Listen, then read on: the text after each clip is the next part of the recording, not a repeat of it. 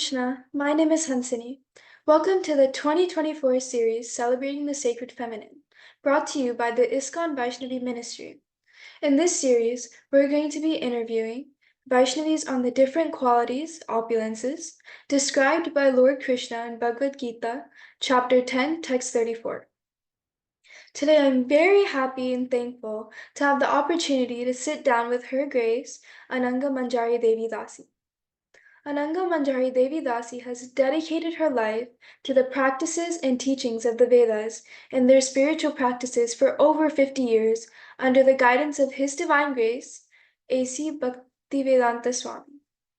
As an interspiritual reverend doctor, counselor, and inspirational speaker, she offers a unique perspective of Western ideas and ancient Vedic teachings, providing practical insights on living Bhakti love today.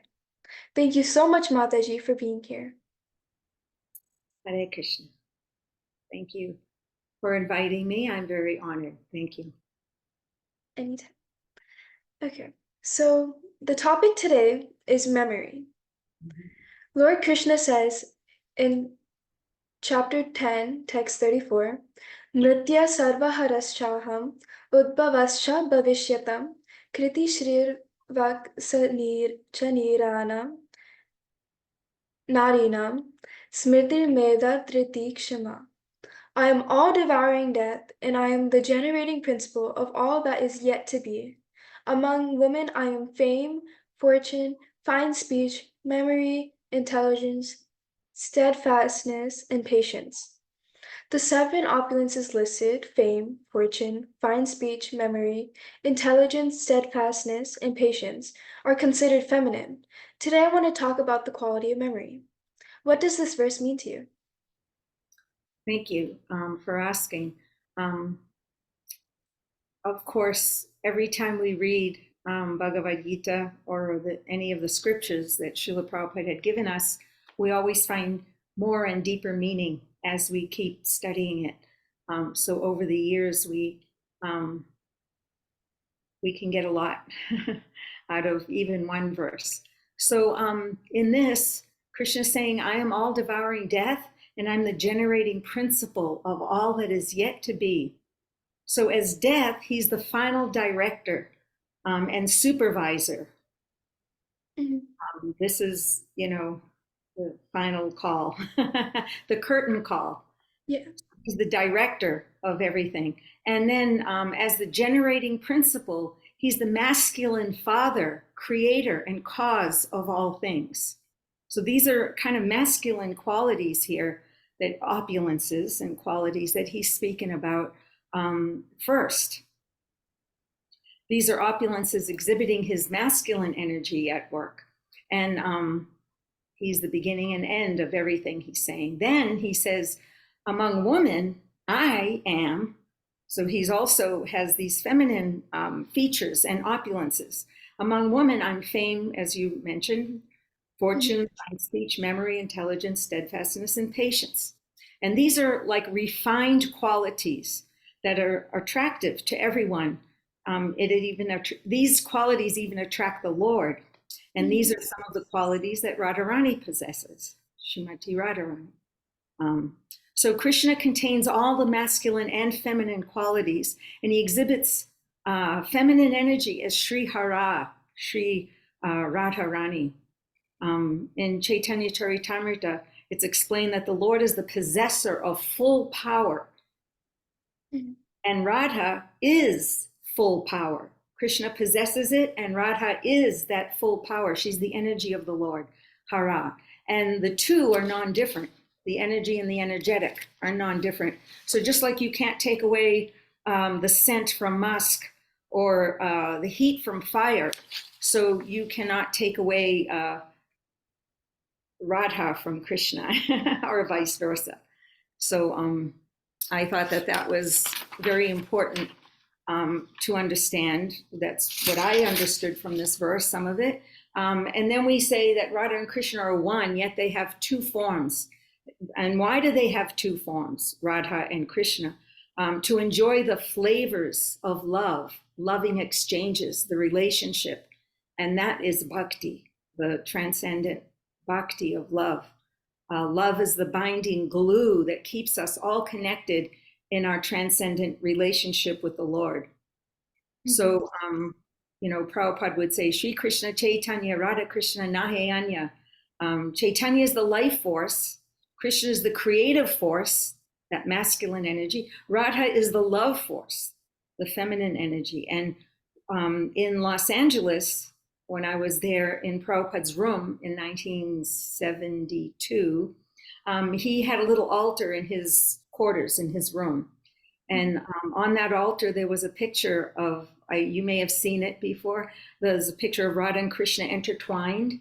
They're hugging each other, and their legs are wrapped around each other, and their arms are wrapped around each other, and you can't tell the difference between Radha and Krishna in a way. So he had that picture on his altar, and in those days I didn't know this. There was no Chaitanya Charitamrita with that verse, Radha Krishna Nahayanya. So I was thinking, wow, that's an amazing picture. But Prabhupada was worshiping that picture on his altar.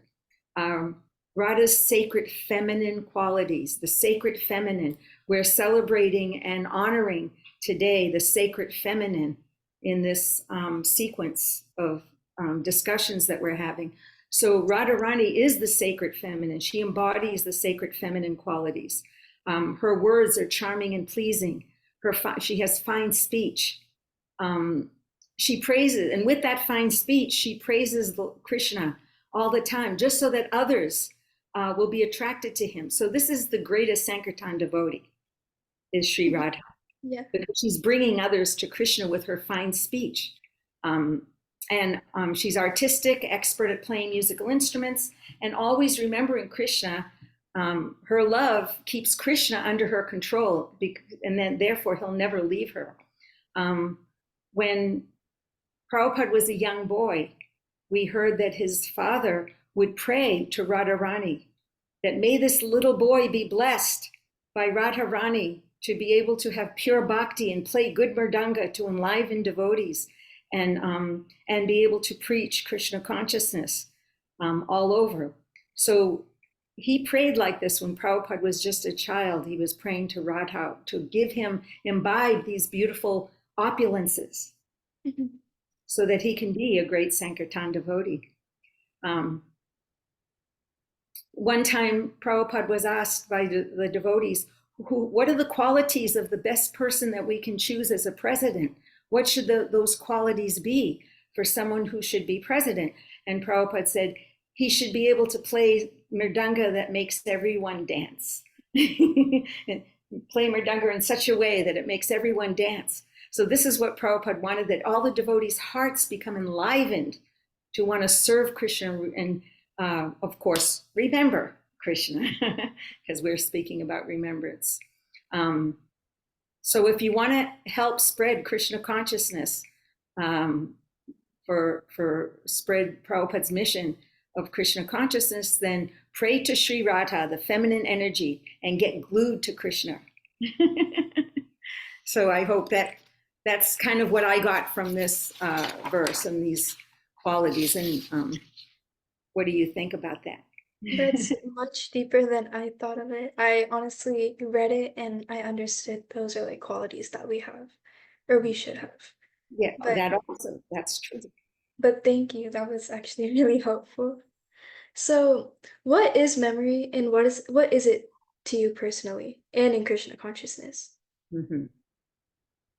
So there's memory and remembrance, and we can analyze it as sometimes we can think of memory as something that's acquired. I memorized something. I memorized a verse.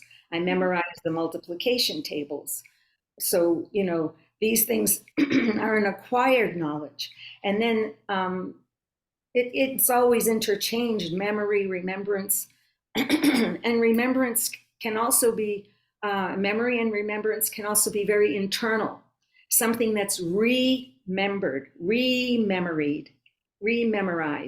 In other words, it's already there within our hearts. It's memory of the heart. So there's memory of the mind, memory of the heart. So ordinary memory is like to memorize. discipline. It's a discipline of the mind. It's acquired knowledge. It's analytical intelligence. And sometimes it's parroting. I just repeat what I can memorize. Then there's internal memory, like we said, remembrance. It's more like intuition. Something's already there, and I'm just recalling it out. That which is already known within us. It's being in touch with the heart, conscious of Supersoul, listening to Supersoul. That's also, he brings remembrance and forgetfulness. And so remembrance is also something that can be very internal and deep. It can be knowledge that's imbibed. It's so much in me. When I hear some transcendental information, it becomes so much a part of me. I assimilate it, I digest it, I integrate it in my life. And therefore I'm always remembering. And Prabhupada was in that state. He heard this knowledge from his spiritual master, and he digested it, integrated it, assimilated it, and used it in his life every moment. So that's where we want to be and get that. We learn from what's seen, what's heard. We learn from our senses. Mm-hmm. We hear, we see, we smell, we taste, we touch, we experience things, and even from previous lives. So sometimes there's this gifted remembrance.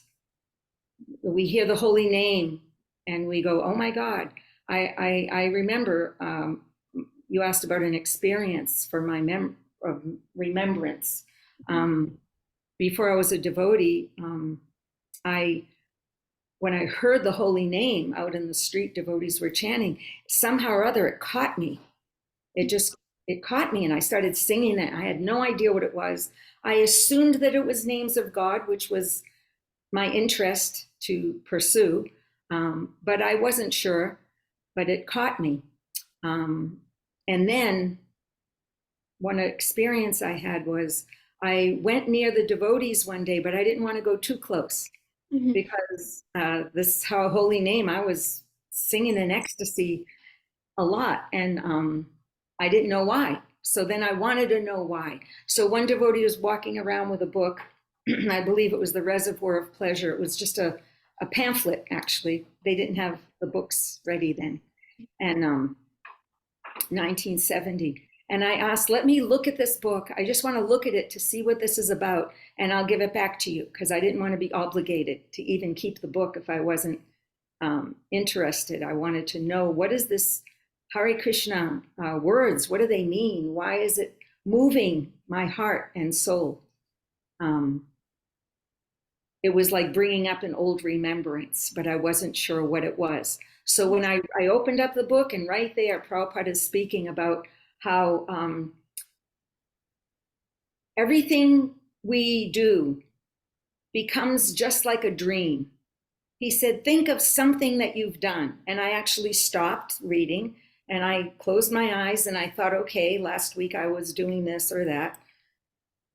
And then I looked again, and Prabhupada said, now what is this to you? What is this memory to you? It's just a memory. It's just a thought in your head. It's just a mundane memory and a thought in your head. It has no more existence. It has no substance anymore, because now it's just a memory that can dissipate like a cloud, right? Yes. So then it says, he said, this Hare Krishna mantra is waking up the soul. Wake up, soul, to your real relationship with God. And when I read that, I thought, that's why I'm feeling so happy when I chant Hare Krishna, when I sing, because it's waking up my soul. I could feel that. So that old remembrance that caught me to be attracted, but that knowledge that Prabhupada put it together for me out of his love and care, it glued me. And then I thought, yes. Then I looked at a picture of him in the beginning of the pamphlet, and he was standing by a tree with a big smile on his face. And I said, this is the person who knows what I want to learn, and I'm going to learn it from him. I didn't know the word guru or spiritual master at the time. I just thought, I'm going to learn from him. He knows what I need to learn. And he said it so eloquently. He was using his opulence of beautiful speech. So, and it caught our hearts. So this is memory. This is remembrance. That we can remember, I ate something yesterday, I went to school when I was young, or this happened or that happened. But those things are just dead memories. They have no real substance anymore. The real substance is waking up the soul. All the knowledge that we are speaking about wakes up our soul. So these are the things we want to remember always. I think that's honestly, I personally like hearing like all like the stories from like when disciples of like Prabhupada have like tell their experiences. Mm-hmm. I think it's honestly something we could all learn from and honestly just hold. Do you have any examples of a Vaishnavi who shows this value in memory? Yes, of memory. Nārīṇāṁ Devi Dasi Prabhu is, she's actually a guru. She initiated one disciple and then they told her she can't anymore for whatever mundane reasons. But anyway, she is amazing. One day we were both in Sweden and I was supposed to give a class. And right before the class, myself and her were standing outside, and I said, "Hey, do you know where Srila Prabhupada says?" And I asked her some question, like something, and she just like within a second, before I could even get the words out, she said, "Yes, Srimad Bhagavatam, Canto 5, verse, whatever, so and so," and then she repeated the Sanskrit, the translation, and then she went on to say the whole purport to me. Memorize the whole thing. A photogenic memory. And that's a blessing because she used to, when I first met her, it was the second day I went to the temple, I walked in the morning and she was in the room with a little typewriter in the corner. And Prabhupada was speaking over a loudspeaker. In those days, they didn't have that much equipment. So she was just listening to a lecture over the speaker and she's typing as fast as he's speaking. And he had such a thick accent and I couldn't understand. So I went over to her and I said, "Excuse me." I said, "You can understand what he's saying? You're typing it all?" She said, "Yes." So, and she not only typed it, but she was memorizing everything. And not just parroting, remembering, but imbibing it because she's got so much love and energy and transcendent power, empowered. She's empowered by the Lord to speak very eloquently. Mm-hmm. I think that's an amazing example. Normally, we would think of someone from like a past time, but it's great how we have an example in like present times right now. Yes. Someone I was thinking about was Shabari Devi. Mm-hmm. And okay, so Shabari Devi was a hunter's daughter of the Nishatha tribe. One day, after seeing hundreds of goats being sent to her father for sacrifice, she was moved by great compassion. She ran away to look for a spiritual master, but many rejected her since she was of a low caste. Finally, she met Matanga Rishi and accepted him as a guru. Pleased with her service during his old age, he blessed her that one day Lord Ram will certainly come to see her. Mm-hmm. Okay. Many years passed by and she became old, and Shabari exemplified remembrance as a Vaishnavi. Despite facing rejection and living a simple life, she patiently awaited Lord Ram's arrival. Serving him with berries she carefully collected every day, her love and devotion touched Lord Ram deeply, demonstrating that sincere devotion surpasses material offerings. Mm. Shabari's simplicity and pure-hearted service earned her Lord Ram's blessings and the fulfillment of her spiritual journey. Knowing this story, what do you think we can learn from Shabari? Why is the quality of memory so important in faith also? Thank you. That's a beautiful example that you found. And I really appreciate that example of, how she was always remembering that Ram will come, Ram, her whole life, from the Yeah. time she was young till she became old. And people were criticizing her and because she was a lower caste, apparently, Mhm. by body, by birth. But Lord Ram did not mind that at all. And neither does Lord Chaitanya, obviously. That's where we all come in. But Shabari, that's a beautiful example. So thank you. So there are 9 processes of devotional service, as we read about and know about. There's the Shravanam, the Kirtanam, hearing and chanting, the Smaranam, which is the remembering, Padasevanam, worshiping the lotus feet, Archanam, offering worship, Vandanam, offering respects, and Dasyam, serving, and Sakyam, friendship, Atmanivedanam, doing all of the above and more, offering your whole heart and soul. So Shabari was remembering, as you said, she was constantly remembering.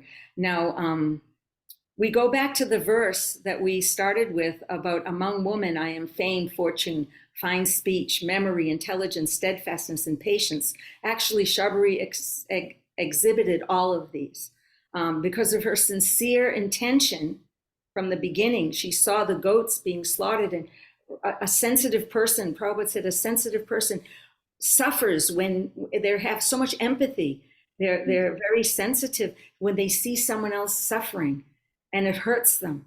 So they want to do something about it. So she always kept wishing that she could meet someone that would teach her about this higher knowledge. And so, but because of her sincerity and her sincere intention, she was fortunate. So she got fortune. She was fortunate to hear from Matanga Rishi. And from hearing from him with her intelligence, that's the other quality, she was able to remain patient. Intelligence helps us to be faithful, to stay faithful. Like I said, the holy name caught me, but it was the philosophy that kept me. It made me want to do what Prabhupada told us to do. It made me want to stay and with him and do what he, abide by his wishes. So she, with her intelligence, by hearing, she was able to remain faithful, patient, steadfast, even though people were criticizing her, and there was so much austerity.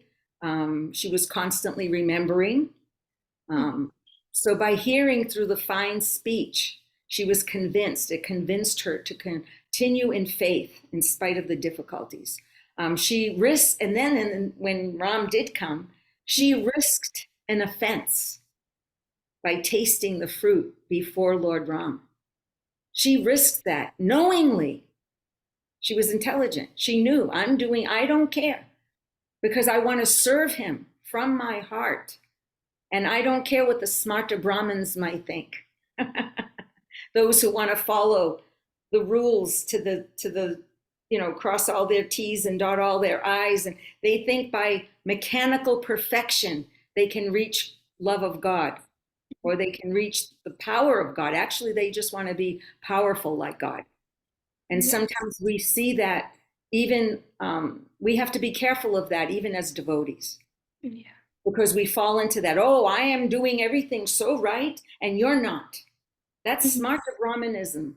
And that's Lord Chaitanya and Prabhupada came and destroyed that concept from what is, they made that distinction that is different than true transcendent knowledge and devotional service. So she actually was defeating the smṛtir Brahmins by her example, that I'm going to taste this fruit because it's in service. So she was risking the offense, you could say. Even though she was low born, she became forever famous for all of this.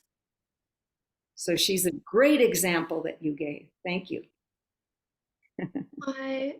I do know, like, sometimes I used to think that if I wasn't following Krishna consciousness, like, the perfect way, I was, like, immediately, like, sinning or whatever that is. But, like, I then realized, like, honestly, if you're doing everything out of, like, love for Krishna, then it's okay.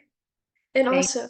remember, like, the other day we had this class that we were giving, and they were talking about, or it was lessons of Bhaktisiddhanta Saraswati Thakur. And one of them was that we shouldn't let, like, how other people think about us, let us stop thinking about Krishna or, like, affect us Mm, in, like, our spiritual path. And I think Shabari was, like, an amazing example because even though she was criticized for being of a lower caste, she still had the faith to go and become better and better. And she remembered about Lord Ram, like, coming to see her for, like, many, many, many years. And I think yeah, that's really, really important. whole lifetime. Yeah. Yeah. 100%. That's beautiful. Thank you. Okay. So I was looking at this Prabhupada lecture, and he says, I am situated in everyone's heart. Memory, knowledge, forgetfulness, they are coming from me. If you want to forget Krishna, he will give you good intelligence how to forget. But if you want to serve Krishna, he will give you good intelligence how to serve it. It depends on your choice. Therefore, our business is to surrender. Krishna, God, now I am surrendering. I have experimented with all my knowledge, all my intelligence, everything. They have all become failures. They are sure to become failures because our knowledge, our intelligence, our talent, strength, opulence, everything depending on God. Krishna, he gives you a little knowledge, therefore you can become very proud of your knowledge. He gives you a little intelligence, therefore you can become proud of your intelligence. But as soon as he likes, he can withdraw immediately and you become forgetful. Here we see that our memory and forgetfulness is all dependent on Krishna. We have the intelligence to serve or to forget him based on the choices we make ourselves. How can we make choices in our daily life that practically help us remember Krishna?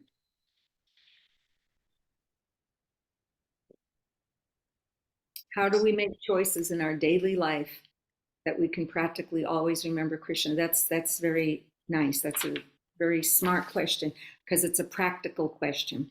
So, well, one thing is that yes, remembrance and forgetfulness is coming from Krishna always. At the same time, Krishna says in Bhagavad Gita, as they surrender to me, I reward them accordingly. So Mhm. he's not going to make us forget him. We have to choose to forget him. Then Yeah. he may offer the opportunity. Or let the material energy offers us the opportunity rather, and then it's up to us. So really it is up to us. And in that way we have you're asking how can we always try to remember. Well, there's and then let me just say,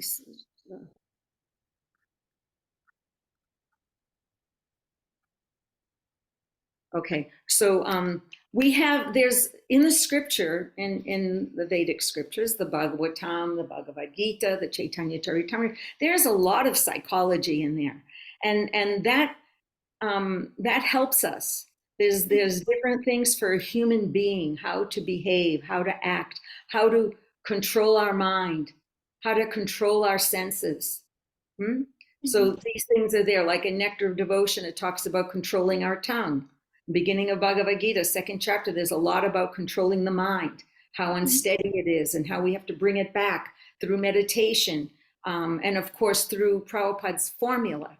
Prabhupada Mhm. gave a formula of rising early, chanting Mangalarti, Kirtan, Srimad Bhagavatam class. Then in the evening you read something, you have prasadam, you're offering your food to the deity. So this is all a formula. These are formulas that help us to be able to control our mind and remember Krishna. Um, um, there's a lot of psychology for the mind there. And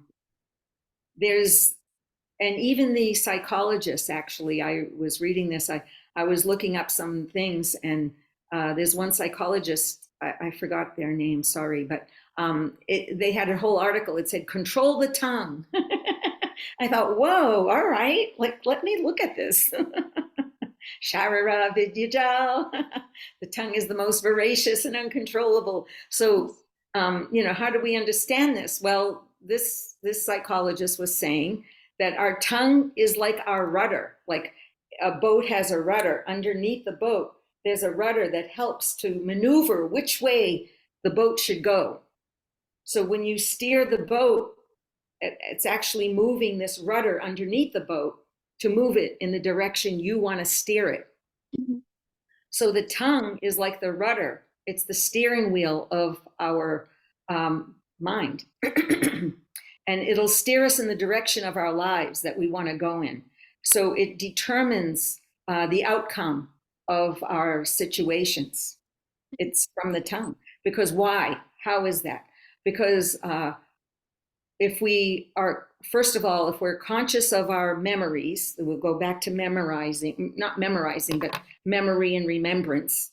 Mm-hmm. So if we are conscious of what we have in our head, that, I'm thinking something, let me try to think of it in a Krishna conscious light, under the light of the Vedic scripture, Shastra Chakshush. Let me try to think like the Vedas are telling me to think. So I think something. I'm conscious of what I think, of my memory and remembrances and thoughts. And that will create your words, because whatever you think about, you're going to talk about. Yeah. If I'm worried about something, then I'm going to start talking about it. I worry something about one of my kids. I tell all my friends, oh my God, I'm so worried, blah, blah, blah, blah, blah, blah, blah. And I talk about it, right? So whatever we're conscious of, whatever we're thinking of, that creates our words. And our words, if we're conscious of our words, that will create our actions. Because then whatever we're talking about, we're going to end up doing. Mm-hmm. And our actions create our habits. It becomes habituated. I'll start always, doing something similar because I'm always thinking of certain things. Then my words, my actions create the habits, because I will do it over and over again. And we conscious of our habits. When we're conscious of our habits, it develops our character, who we are. It actually makes us who we are. So if I'm conscious of wanting, say, I hear from Prabhupada that we should always be servants of everyone, right? And by giving them the best thing. So the best thing is sometimes we give them prasadam. Sometimes we give them sweet words of encouragement. Sometimes we give philosophy. So if we're thinking like this, then we develop that habit, and we're always doing that. And then the habits develop our character. And people go, oh, that person is very giving and very caring and very, conscious of, trying to, encourage us. So it develops your character. And if we're conscious of our character, that creates our destiny.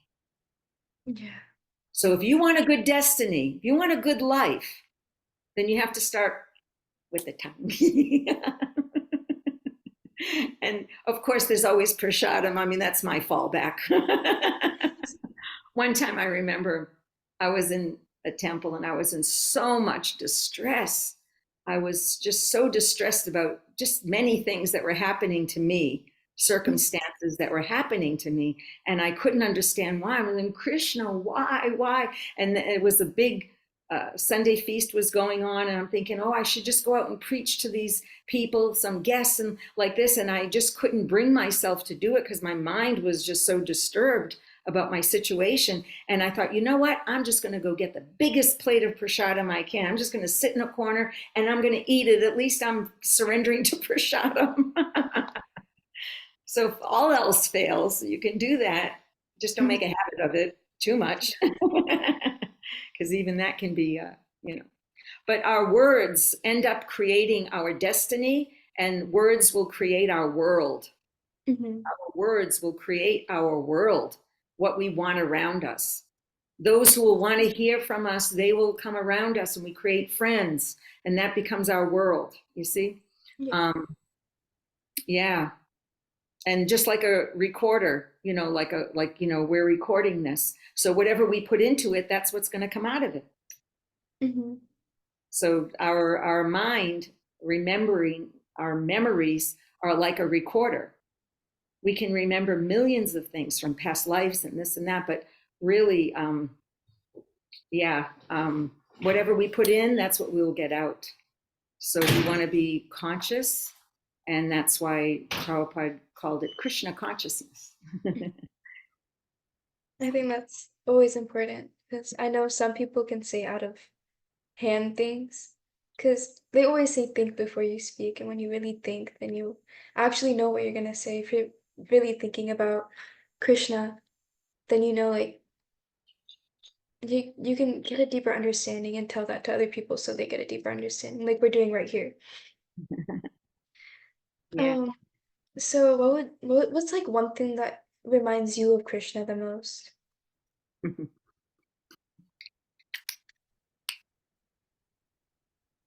Well, I think I would have to say when I'm feeling grateful to him, when I'm offering gratitude to him, when I'm thinking of all the things that I have that I can be grateful for, how he's directed my life in such a way, and he's always directing our lives. And when we are conscious of that, then I feel grateful to him. So I would say gratitude is is very important for me, and that's my religion. That's a really good way to put it. Honestly, I feel like sometimes, like if a spoon drops, immediately think of Gardal, and then it goes to Kirtan, and then it goes to Krishna. Or because Kirtan's one thing that I look forward to in like almost everything, because it's always been really attracting to me about Yeah. Krishna, and it's fun to do. And yeah, I think that's like, Yeah, I like dancing. oh, When I'm dancing. dancing in kirtan, I just nothing else matters in the world. I think last Janmashtami was like the first time, like during midnight kirtan, I was in the back end with this like girl, and she started dancing, and then I started dancing, and I was like, I did not know I could dance like that. And Oh, I remember fasting the whole day, and I was like so hungry. I almost like fainted once or twice, but I was like, I can't eat yet. So and then I danced, and I completely forgot about being like hungry and all that. although it is Because important that before you start feeling, because Krishna and Prabhupada, they don't want us to be unhealthy. yeah. They want us to ruin our body in devotional service. That's not the austerity. That kind of austerity is not meant for this age. That Yeah. we have to become, so austere that that's not going to help us advance. Mhm. Being a sound mind and a sound body, healthy body, will help us to advance. So just be careful of that next time. There's I always think some it's fruit. Fruit is not considered breaking fast. There's fruits and light things that you can have if you need. Everyone's different. So everyone has to see what practical. Prabhupada was practical. yeah. One time, a devotee was very disturbed about their service because Prabhupada really piled on service to this devotee, gave them a lot of responsibility. They were in India and they didn't speak Hindi, and he wanted them to he wanted this person to establish like temples in all the different parts of Delhi. And it was the early days. The movement wasn't very big. He had no help, and he was like just totally almost having a nervous breakdown. And other devotees went to Prabhupada and said, Prabhupada, he's not doing very well. He's having a hard time, because there's so much responsibility on his head. Prabhupada said, I don't give you all this work so that you can hurt yourselves with it. I'm giving you this work that just so that you don't have, when you have nothing else to do, you do this. So that you'll have always something to do for Krishna, but not to take it on so much that you're going to hurt yourself. This is not what he wanted. He wanted us to stay. Oftentimes he would ask them, how are you doing? How's your health? I hope this meets you in good health. Mm-hmm. At the end of every letter, your ever well wisher. So he wished us well like that. We have to be intelligent and knowing that. I have a story about, is there any other questions? Go ahead. Go ahead. I think there's more, but we always have time to fit in more things, so you can continue. Okay, well, there's a story that about even when we are not able to remember Krishna, he remembers us. And here, when Prabhupada came to Gainesville in 1972 in the summer, 71? No, 71. In the summer of 71, he came to Gainesville, Florida. And he was sitting on the Vyasa-san and he gave a lecture. And at one point, he was talking about how in Bhagavad Gita, Krishna says that if you remember Krishna at the time of death, you will go to Krishna. Mm-hmm. And so he gave this example. He said, I have a disciple named Kartikeya, and his mother was on her deathbed. And she wasn't appreciating that her son was a devotee. So she was on her deathbed and she said to him, where is your Krishna? Is he here now? In a kind of challenging voice. Mm-hmm. And then she passed away. And Prabhupada looked at all of us and said, and so she went to Krishna. Because this is stated in Bhagavad Gita. Now, this is a person who did no obvious devotional service. I mean, she did a gyata sukriti by having her son being engaged in devotional service, but she was not conscious of that. I mean, and somehow or other, because she mentioned Krishna at the time of death, and because she was somewhat innocent in the way of not really understanding why her son was being a devotee and like that. So Krishna was forgiving to her, and he allowed her to say that sentence right when she was leaving. And so Prabhupada said, and she went to Krishna, and this is stated in Bhagavad Gita. And he looked right like that at us, and it was like, wow. And that was the only thing I remembered through this whole lecture. So now we fast forward many, many years later, almost maybe 35, 40 years later or something. And my mom, she was very much against that I became a devotee. I became a devotee when I was 16. I left the home, moved into the temple, very defiant, I'm going to just be a Hare Krishna. And one day she was saying, why are you wearing this dress, the sari and the tilak? Why are you wearing this? Oh, Mom, it doesn't matter what we wear. We're not these bodies. We're spirit souls. And she said, you're an Italian soul. You ate spaghetti all your life. Don't you forget that.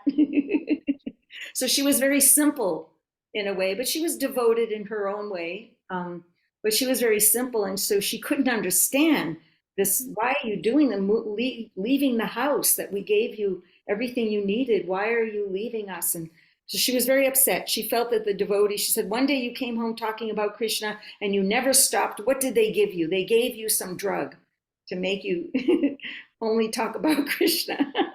I wish it was that easy. Yeah. But anyway, years later, 35 years later, she was very old and she needed help. So we moved her into our home here in Alachua from Boston. And I took care of her, and she started appreciating. I would bring her to the temple, and all the devotees would bring her the prasadam plates, and they'd be so nice and sit at her feet and talk to her and sweet. And so she was actually starting to melt. And then she would go in front of my deities and go, Krishna, help all the Krishnas.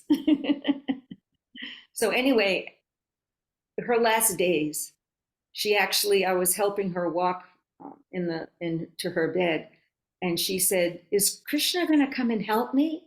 But she said it in a sweet way. The same words almost. Where is your Krishna? Is he here now? But it's like, is Krishna going to come and help me? And I said, yes, Krishna will come and help you. And then she goes, we're going to have a picnic with Krishna. And then And then she went to lie down. I tucked her in. I cleaned her up, tucked her in. And the devotees, my kids' friends, were all having a bhajan in the other room, in my living room. And they were really going. It was a real rockin' bhajan. So I said, Mom, do you hear the bhajans? Do you hear the chant? The angels are singing for you, I said. In the other room, all the angels are singing. And she said, I hear. And so I asked the devotees, please come in the room and sing to her. So they all came around her bed.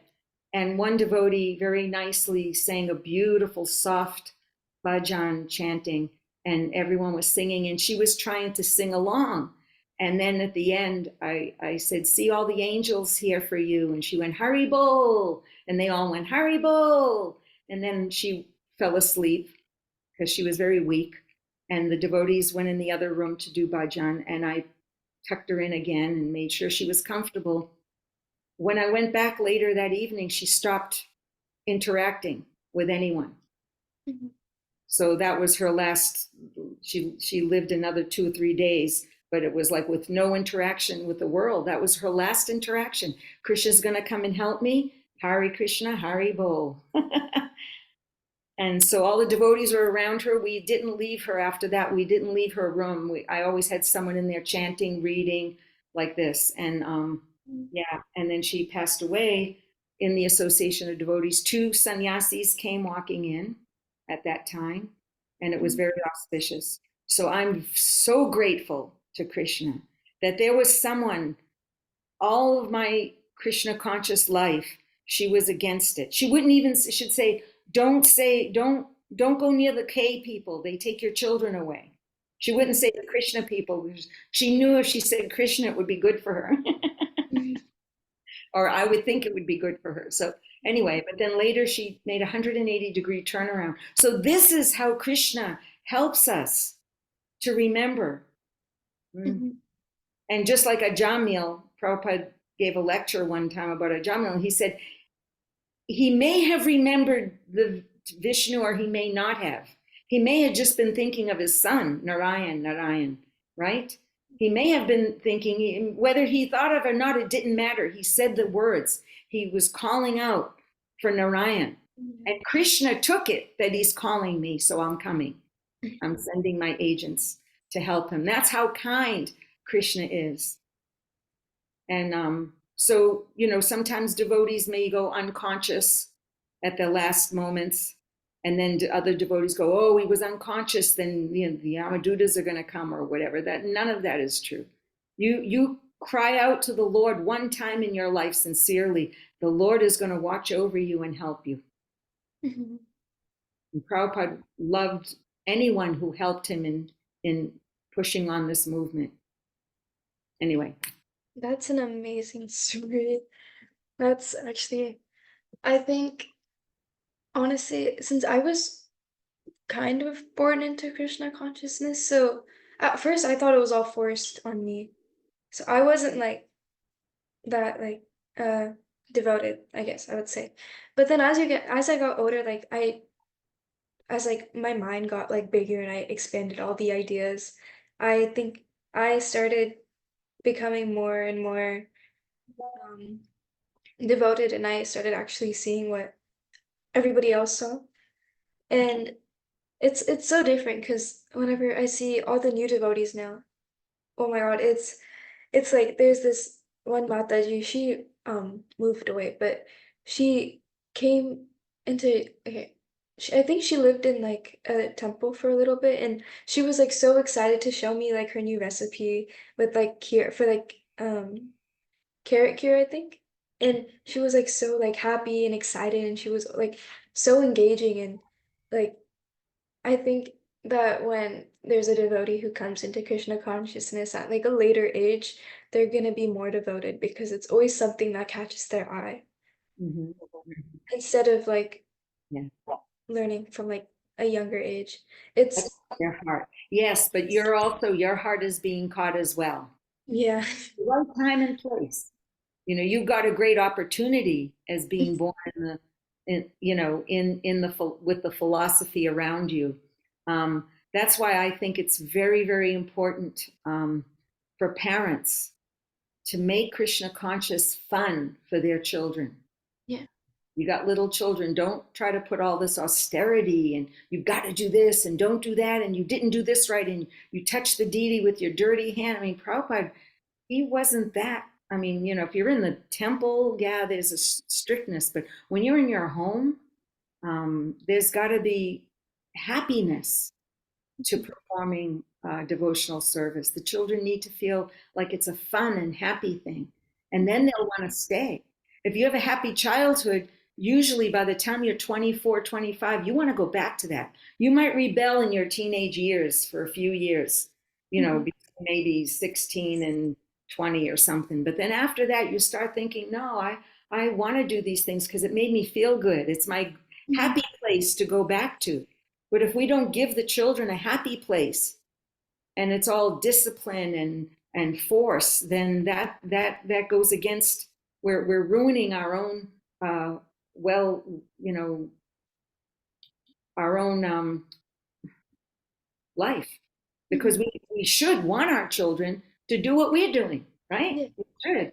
So if we do it right, then the children will want to do that on their own. Like you said, you know, you may have rebelled a little bit or thought this is just being forced on me. I don't want to be Hare Krishna. And then as you start hearing a little bit, now you're a little more mature. How old are you, honey?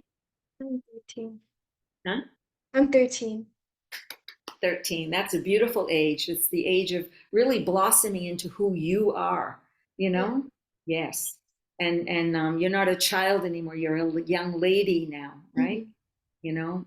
And so now you have your own thoughts. And as you're thinking, no, this makes sense. And that makes sense. And I want to do this because I can see that this is a healthy way of life. So you get a realization. And that is also Krishna reminding you, giving you the memory and the intelligence and the remembrance of what the philosophy means. And there's no greater happiness for a parent than when they see their child accepting independently of them, not being forced by them, but accepting independently of them. Yeah, that's the greatest happiness for a devotee parent, or in, you know, any religion. We gave you the background of your life. We gave you the wallpaper of your life. If you remember when you were little, you had a room, right? In the room that you slept in. If you can remember, you know, that it's like usually if you're in a healthy home life situation, then you remember that room or the little toys you had or whatever you had around you, the wallpaper or the color of the room. You remember it with heartfelt warmth. It brings a feeling of warmth and security and comfort if you were lucky enough to have good parents, half decent parents, I like to say.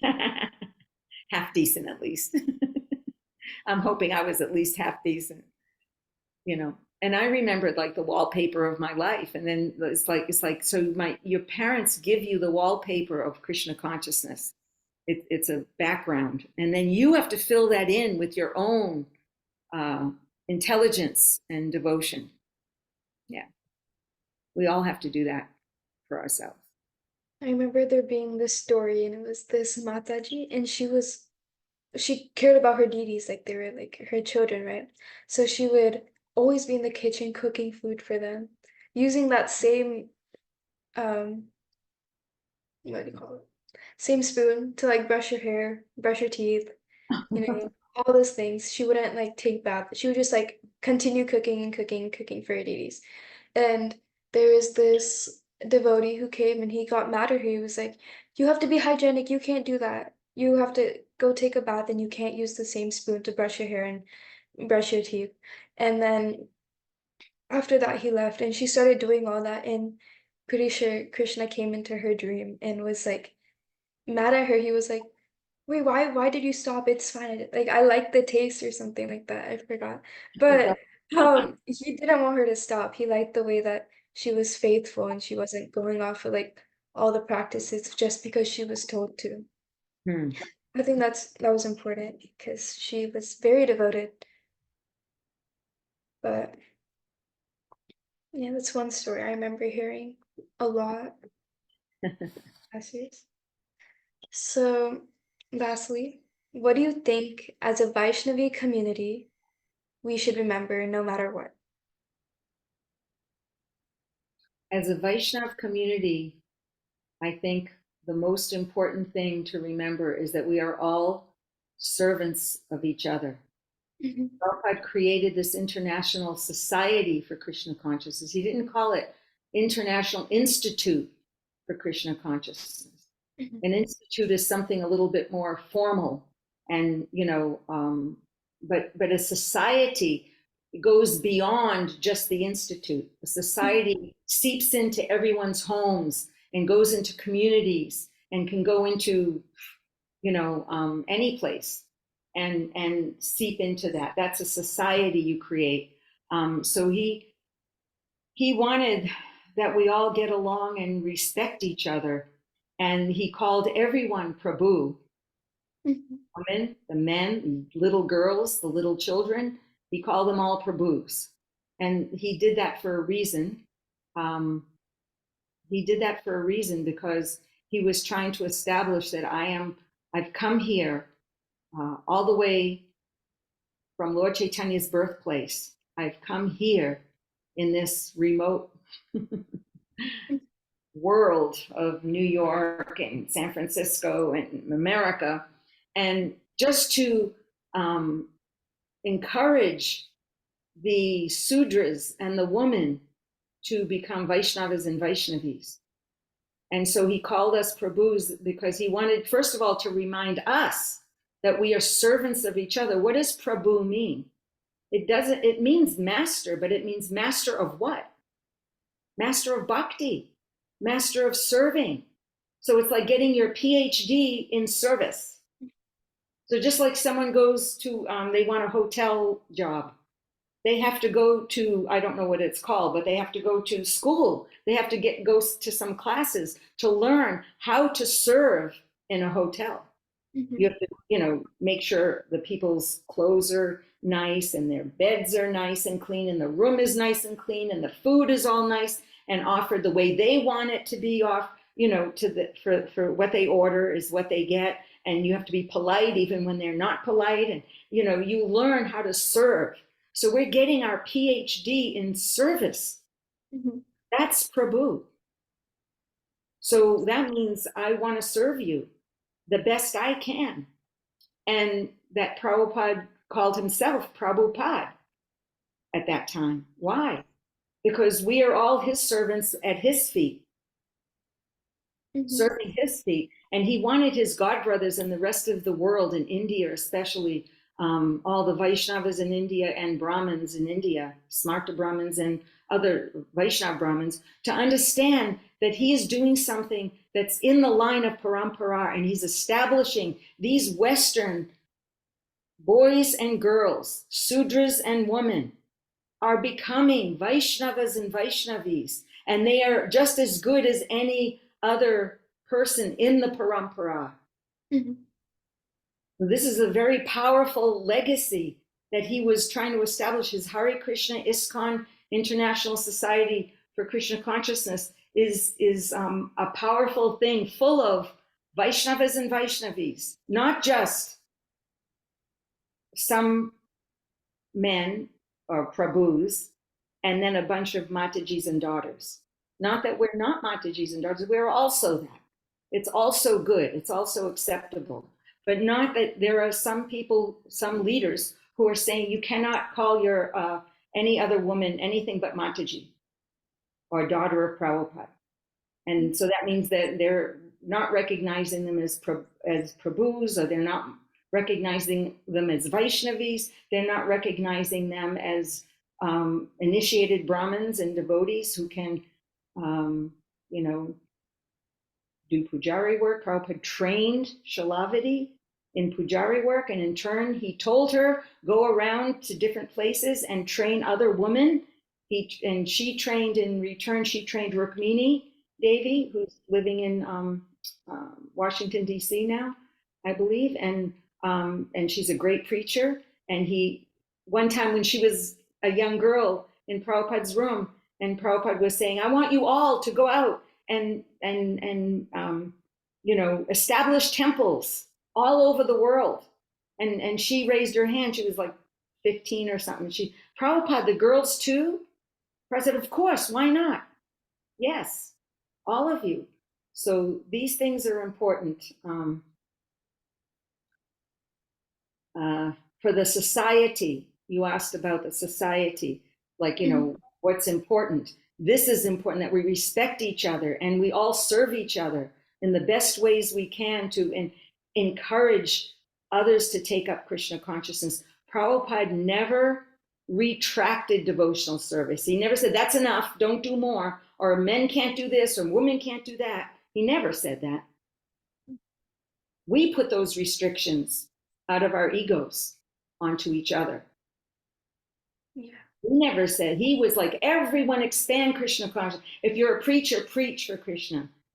Yeah. If you're a pujari, do pujari work. If you're an artist, do art. If you're a scientist, be a scientist for Krishna. There's the BI here in Alachua, Florida, in Gainesville, Bhaktivedanta Institute.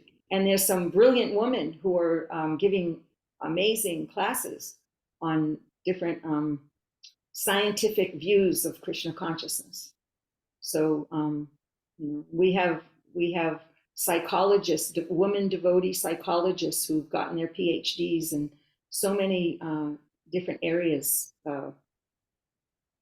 So ISKCON missed out by not encouraging these women to do it all within the society, within the institute.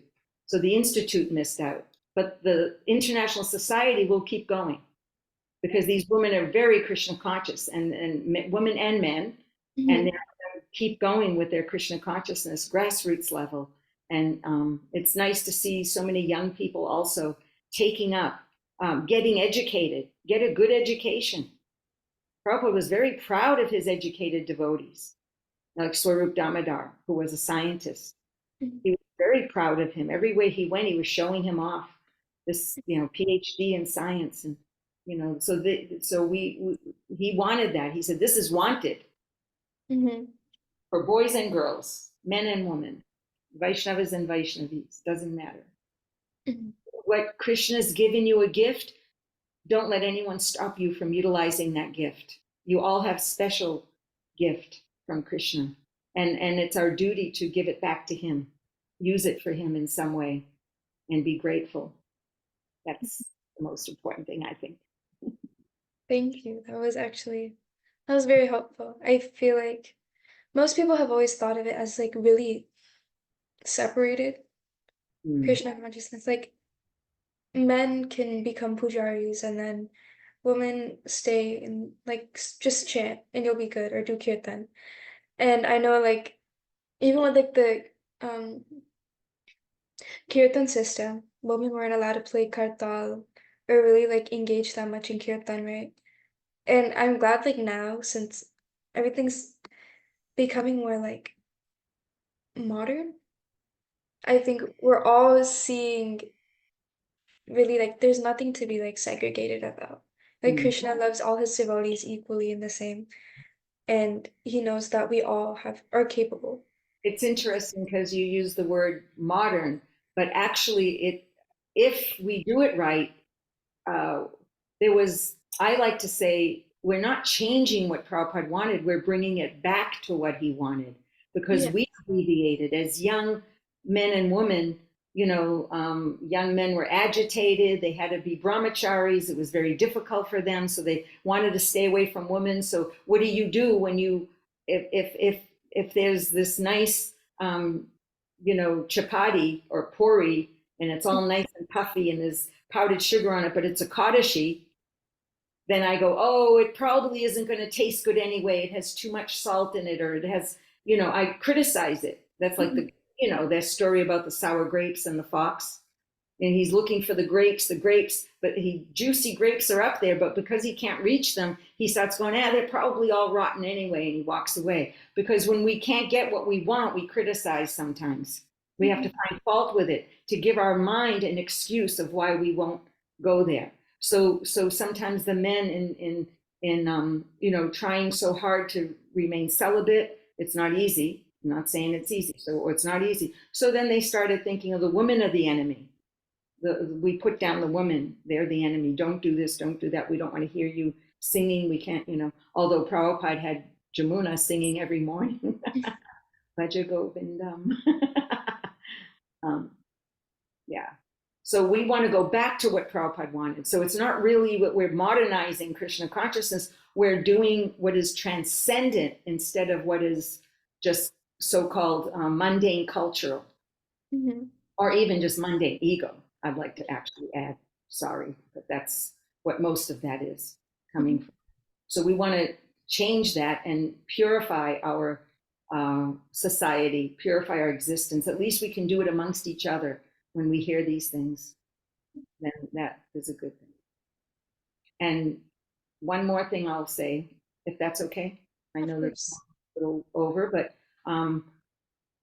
when my first husband, Hridayananda, he took sannyas, I was 19. And that's just, and we both thought that, oh, I'm going to travel and preach too. I was giving classes, I was leading kirtans, I was doing some leadership things in the movement. Many women were. And that's when they started saying, you women can't do this, can't do that, can't lead kirtan, can't give class, can't. So I wrote to Prabhupada. I was 19 and I wrote, Srila Prabhupada, I'm a 19-year-old girl. I don't have, my husband has taken sannyas. So basically, I'm telling him, there's no man protecting or in charge of me. So I'm a lone woman's 19-year-old girl, and I want to read your books and study very seriously your books. And I would like to give classes and, preach in your mission, to help spread your mission. And he wrote back, yes, he wrote back, concentrate on the holy name. He was reminding me that. And he said, and study my books, and you will become a great preacher. You will have great success, and you will be a great example for our society. So he didn't say, oh, you're just a young girl, just go preach to other young girls, or don't do this, or don't do that. He said, yes, do it, and be great, 3 times great. So he's telling all of you, you're 13, and, all the anyone, young boys and girls, guru coolies, everyone, go and be sincere. Concentrate on the holy name. Have Krishna's protection through his holy name. That's the protection. The philosophy is the protection. It's protecting us from following anyone who's off or full of ego or ignorant. So when they say women need to be protected, well, we're protected by Prabhupada's philosophy. Yeah. That you can't get better than that. You can't get a better protection than that. So anyway, so so I like to say he's telling all of us. Of course, I didn't do it. I was not strong enough to, like Shabari was strong enough to continue no matter who was criticizing or putting her down or whatever. So I didn't. But anyway, I'm so grateful for this opportunity now to share what I've learned from Prabhupada. So thank you. Thank you so much for your time. And I've learned probably more than I thought I would learn from this interview, but it was amazing. And thank you so much for explaining all my questions and also giving me a deeper meaning to them. Hare Krishna, Krishna Krishna, Hare Hare, Hare Rama, Rama Rama, Hare Hare.